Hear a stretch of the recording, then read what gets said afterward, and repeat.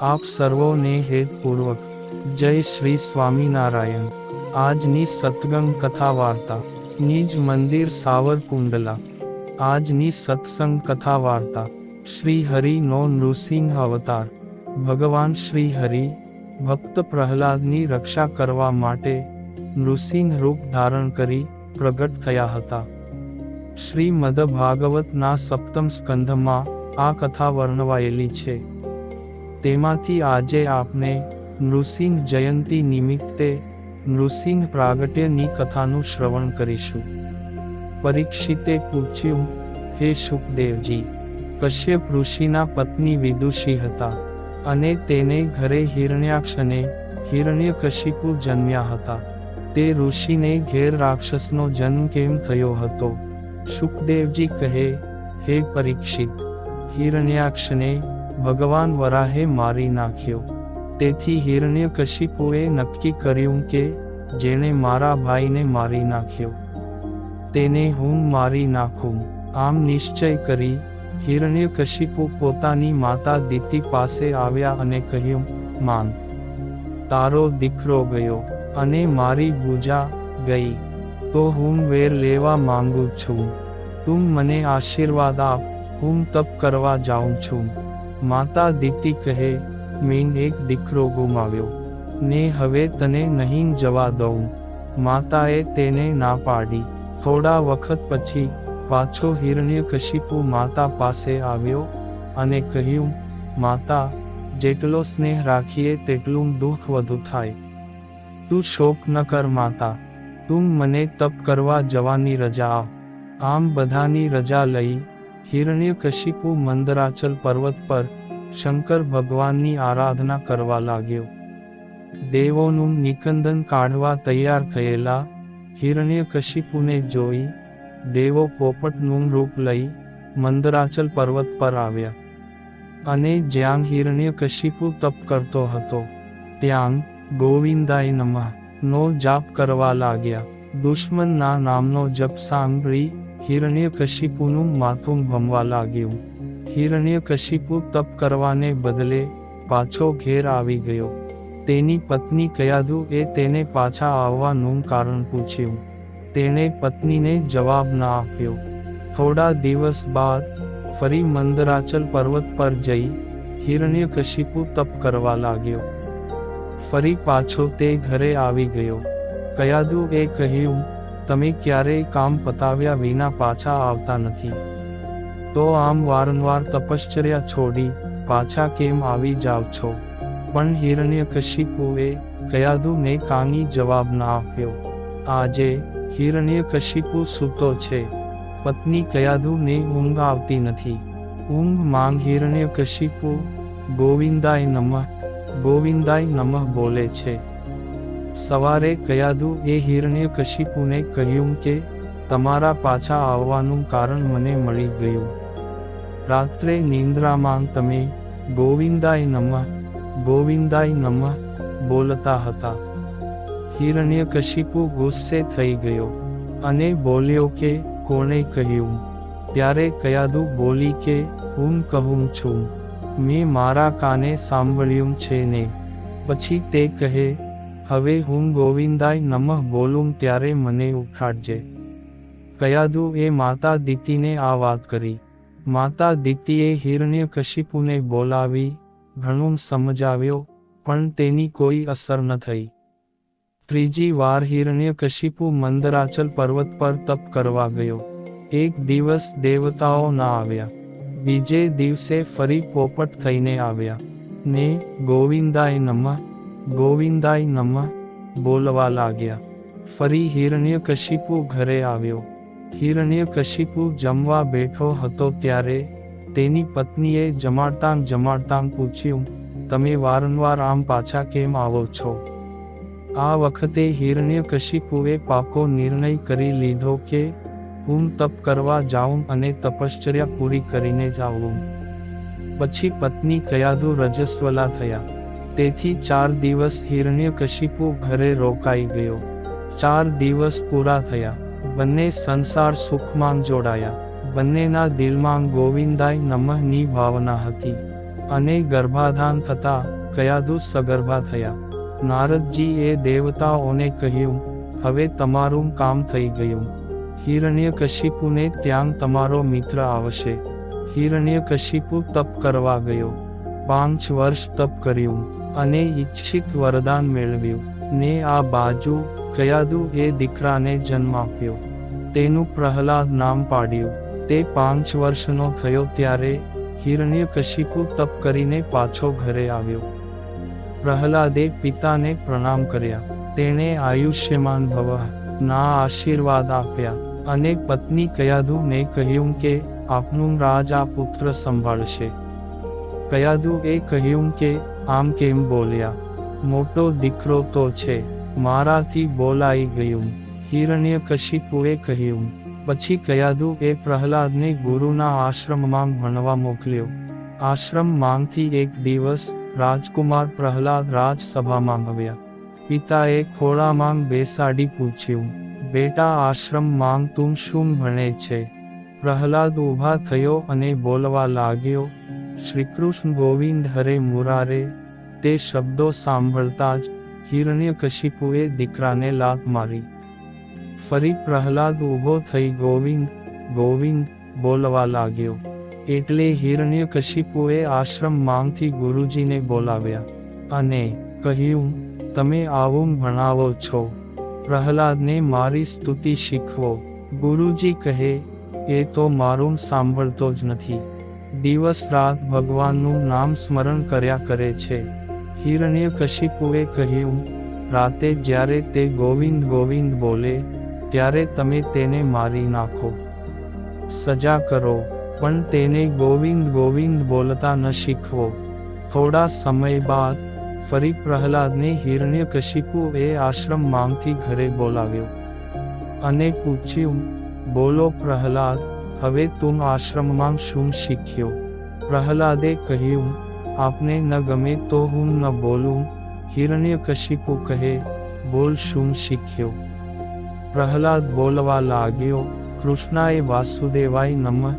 હિરણ્યકશિપુ આ સાંભળી ગુસ્સે ભરાયો અને જાહેરાત કરી કે પ્રહલાદને જે મારી નાખશે તેને ઇનામ આપીશ. કયાદુએ પોતાના પતિને આજીજી કરી કે તમે તેને મારી ન નાખો, હું મારા દીકરાને લઈને અહીંથી દૂર ચાલી જઈશ. હિરણ્યકશિપુએ દીકરાને ઝેર આપ્યું, હાથીના પગ નીચે કચડ્યો, તેલમાં તળ્યો, પર્વત પરથી તેને ધક્કો માર્યો.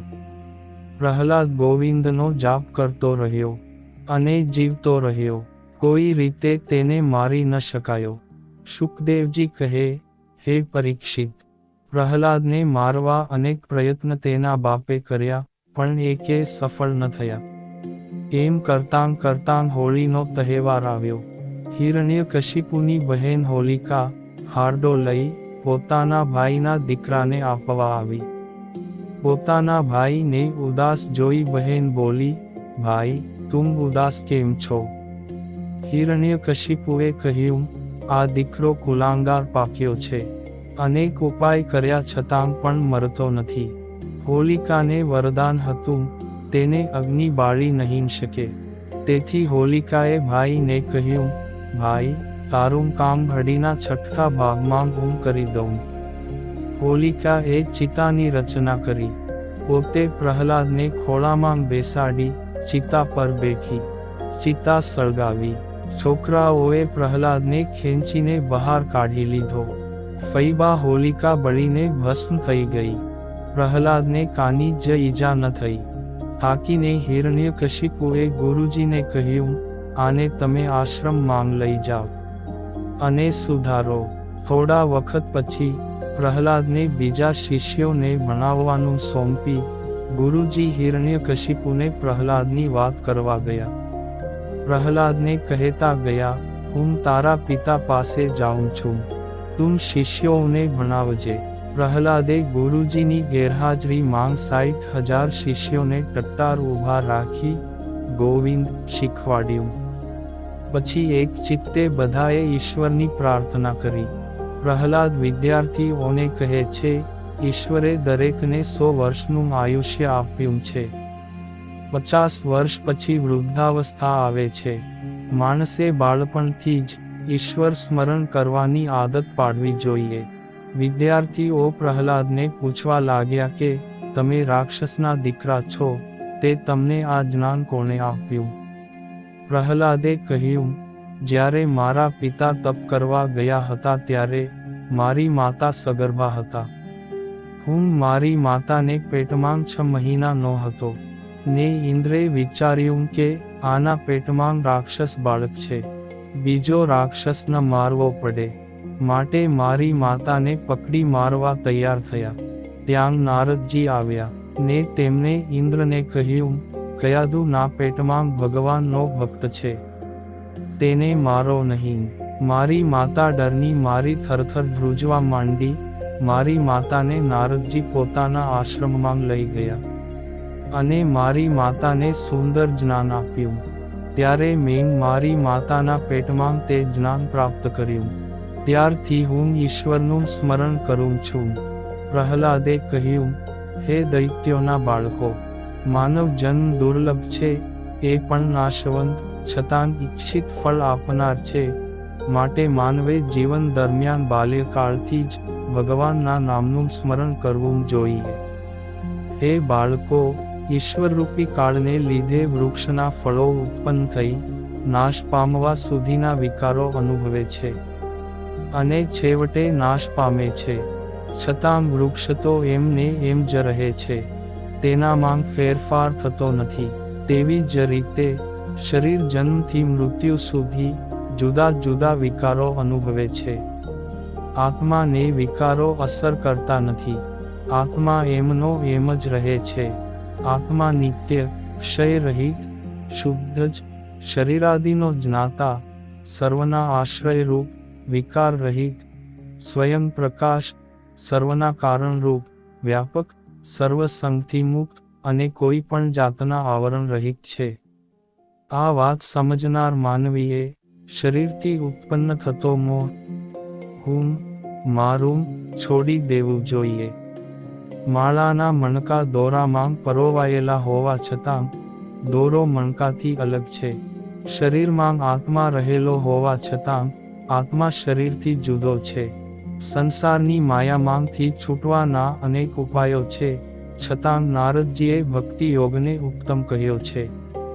ભક્તિ યોગમાં ગુરુની સેવા, સર્વ વસ્તુ ભગવાનને અર્પણ કરવી, સંત સમાગમ, ભગવાનનું ગુણગાન તે કીર્તન, ઈશ્વરના ચરણ કમળનું ધ્યાન, ઈશ્વરની મૂર્તિનું દર્શન, પૂજન અર્ચન, કીર્તન વગેરે ભગવાનમાં પ્રીતિ વધારવાના અંતરંગ સાધનો છે.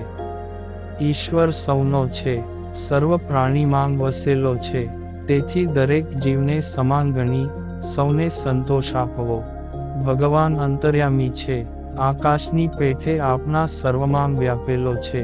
ઈશ્વરની ઉપાસના માંગ કોઈ મોટી મહેનત નથી. સંસારની મોહ પમાડનારી વસ્તુઓ મેળવવાથી કોઈ લાભ નથી, કારણ કે તે બધી આખરે નાશવંત છે. અરે, માનવ શરીર પણ નાશવંત છે. અનેક ઈચ્છાઓ રાખી કર્મ કરનાર વારંવાર દુઃખી થાય છે. આથી માણસે કોઈ પણ પ્રકારની ઈચ્છા ન રાખવી, જેથી સુખ પ્રાપ્ત થાય છે. માણસ પોતાના દેહ વડે કર્મ કરે છે અને તે કર્મ અનુસાર ફરી પુનર્જન્મમાં બીજો દેહ મળે છે. આમ કર્મ અને ઈશ્વરનું નિસ્પૃહ ભાવે ભજન કરવું જોઈએ. શુદ્ધ ભક્તિ ભાવથી ભગવાન પ્રસન્ન થાય છે. હે દાનવ બાળકો, માણસનો સ્વાર્થ આ જગતમાં ફક્ત જન્મ લઈ ભગવાનની શુદ્ધ ભાવે ભક્તિ કરવી અને સર્વ સ્થળે એટલે કે અણુ એ અણુ માંગ ભગવાન જ છે એમ તે જગતને જોવું. બીજે દિવસે ગુરુજી આશ્રમ માંગ પાછા ફર્યા ત્યારે વિદ્યાર્થીઓ પ્રહલાદે શીખવાડેલું તે પ્રમાણે ગોવિંદ ગોવિંદ બોલવા લાગ્યા. ગુરુજીએ રાજા હિરણ્યકશિપુને ફરિયાદ કરી. હિરણ્યકશિપુએ ગુરુજીને જેલમાં પૂર્યા અને હુકમ કર્યો, આ મારા શત્રુ પ્રહલાદને મારી નાખો. પછી હિરણ્યકશિપુએ સોનાના થાંભલાને ગરમ કર્યો વૈશાખ સુદ 14 અને બુધવાર સંધ્યાનો સમય હતો. કયાદુ પતિને વિનંતી કરે છે, કરગરે છે, હે કંથ, હું મારા દીકરાને લઈને ચાલી જાઉં છું, તેને આમ મારી ન નાખો. હિરણ્યકશિપુ કહે, એને નહીં છોડાય. અસંખ્ય માનવીઓ પ્રહલાદને અંજલિ આપવા રાજમહેલમાં આવ્યા છે. હિરણ્યકશિપુએ હુકમ કર્યો કે કોઈ પણ ગોવિંદને જુએ તો મારી નાખે. મારા દીકરાને હું મારા હાથે જ મારીશ, માટે બોલાવો પ્રહલાદને. તે પ્રહલાદ આવ્યા, હાથ જોડીને ઊભા રહ્યા. હિરણ્યકશિપુએ કહ્યું, કુલાંગાર ગોવિંદને યાદ ન કર, તે તો મારા ભાઈને મારનાર છે. પ્રહલાદ કહેવા લાગ્યા, જન્મ મરણની આ તો ઘટમાળ છે. દુષ્ટથી તે ડરશે નહીં, જેને ઈશ્વરનો આધાર છે. હિરણ્યકશિપુ કહે, બતાવ, તારો ગોવિંદ ક્યાં છે? બધા તૈયાર રહો, મારો વેરી આવે છે. પ્રહલાદ કહે, આખું જગત વિષ્ણુમય છે, ઈશ્વર તો દરેકે દરેક જગ્યામાં છે.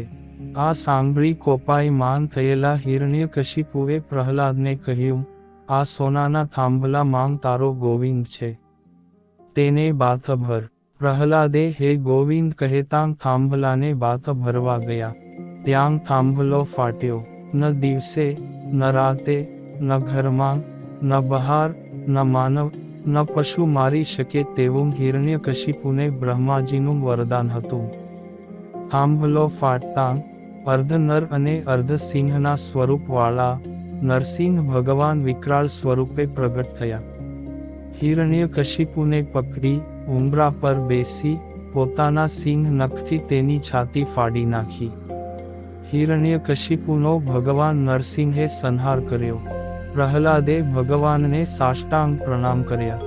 માતા કયાદુએ ભગવાનને પ્રણામ કર્યા. બ્રહ્મા, મહેશ સહિત 33 કરોડ દેવતા હાથમાં પુષ્પની અંજલિ લઈ ઉભેલા. તે સઘળા મનમાં શંકા કરવા લાગ્યા. પ્રહલાદે ભગવાનને વિનંતી કરી, હે પ્રભુ, તમારા આ વિકરાળ સ્વરૂપને સંકેલી લઈ આપનું ચતુર્ભુજ સ્વરૂપ ધારણ કરો. આ સામે ઉભેલા દેવી દેવતાઓની શંકાનું નિવારણ કરો. ભગવાન કહે, હે પ્રહલાદ, હું તારી માફી માગું છું. તને ઘણીવાર મારી નાખવાના પ્રયત્ન થયા, ત્યારે હું આવ્યો નહીં અને તારા બોલાવવાની રાહ જોઈ. મને ક્ષમા કર. ભગવાન પ્રહલાદને પગે લાગ્યા. પ્રહલાદ કહે, પ્રભુ, આપે માફી માગવાની ન હોય, મારો આપના શરણમાં સ્વીકાર કરો. ભગવાને નરસિંહ સ્વરૂપ સંકેલી ચતુર્ભુજ સ્વરૂપ ધારણ કર્યું. દેવી દેવતાઓએ ભગવાન પર પુષ્પવૃષ્ટિ કરી. પ્રહલાદને પ્રભુએ તેના પિતાના રાજપાટ સોંપ્યા. શુકદેવજી કહે, હે રાજા પરીક્ષિત, ભગવાન પ્રહલાદને કહે છે કે તારા પિતાએ તારા પર આટલા જુલમ કર્યા છતાં પિતા માટે એક ખરાબ વિચાર સ્વપ્નમાં તને ન આવ્યો. જીવ જવાની તૈયારીમાં હતો ત્યારે મનમાં ગોવિંદ ગોવિંદનો જાપ ચાલુ રાખ્યો. હે ભગવાન, મને બચાવો, તેમ પણ ન કહ્યું. હે પ્રહલાદ, તું માંગ તે હું તને આપું. ભગવાન પ્રહલાદની કસોટી કરી. પ્રહલાદ કહે, હે ભગવાન, તમે મને મારી ભક્તિનો બદલો આપવા માંગો છો, મારે કાની જોઈતું નથી. ભગવાન કહે, હે પ્રહલાદ, તું તો નાનો બાળક છે, તારી માતાને તેમજ સામે ઉભેલા દેવતાઓને પૂછી જો. પ્રહલાદ કહે, હે પરમ કૃપાળુ, હું તમારી પાસે એક જ વસ્તુ માગું છું. તમારી ભક્તિ કરતાં કરતાં મારામાં ક્યારે પાપવૃત્તિ ન જાગે. મને જે મારી સ્ત્રીઓ હેરાન પરેશાન કરે છે તે ન કરે. તેમાં પહેલી સ્ત્રી તમારી જીભ છે. જીહવે સદૈવ ભજ સુંદરાણી રહે, એટલે કે હું મારી જીભથી સદાય તમારું ભજન કીર્તન કરતો રહું. બીજી સ્ત્રી તે કર્ણેન્દ્રિય. કાનથી હું કોઈની નિંદા કે ખરાબ વાત ન સાંભળું, ફક્ત ઈશ્વર ભજન કે સ્મરણ જ સાંભળું. પરમ કૃપાળુ પરમાત્માએ પ્રહલાદ પર પૂર્ણ કૃપા કરી. દેવતાઓએ ભગવાનને વંદન કર્યા. હે પરીક્ષિત, ઈશ્વરના દર્શન એટલા ખરા હૃદયથી કરો કે મનમાં ક્યારેય પાપવૃત્તિ ન જાગે. આમ ભગવાન શ્રી હરિના નૃસિંહ અવતારની કથા મેં તને સંભળાવી. શુકદેવજી કહે, માનવી સંસાર માંગ રહી મોટે ભાગે ધર્મ, અર્થ અને કામ એમ 3 પ્રકારના કાર્યો કરે છે. ધર્મ એટલે આત્મતત્વનું ચિંતવન. અર્થ એટલે જીવન નિભાવવા નીતિપૂર્વક પૈસા મેળવવા. કામ એટલે સંતતિ પ્રાપ્ત કરવી, ગૃહસ્થાશ્રમ ભોગવવો. આટલું કરતાં પણ માણસે થોડો સમય ઈશ્વર સ્મરણ અને આત્મચિંતવન માટે રાખવો જોઈએ. પ્રત્યેક માણસ એવી ઈચ્છા રાખે છે કે તે પૂરી આવરદા ભોગવે, જીવનમાં યશ કીર્તિ મેળવે, જીવન વ્યવહાર ચલાવવા પૂરતા પૈસા મેળવે. આ બધા કાર્યો કરતાં માનવીના આચાર વિચાર શુદ્ધ હોવા જોઈએ. માણસનું મન જો ખરાબ વિચારમાં પરોવાય, ખરાબ વિચાર આવે, પાછા ભૂલી જઈએ પણ તે ખરાબ વિચાર અંતરના કોઈ ખૂણામાં પડ્યો રહે છે. પછી તે ધીમે ધીમે ચારે બાજુ ફેલાય છે અને તેનાથી માણસનો સ્વભાવ તામસી બની જાય છે. માણસે શુદ્ધ, સાત્વિક સાદો ખોરાક ખાવો અને જે મળે તેમાં સંતોષ માનવો જોઈએ. એવા શુભ આશય સાથે આપ સર્વોને ભાવથી જય શ્રી સ્વામિનારાયણ.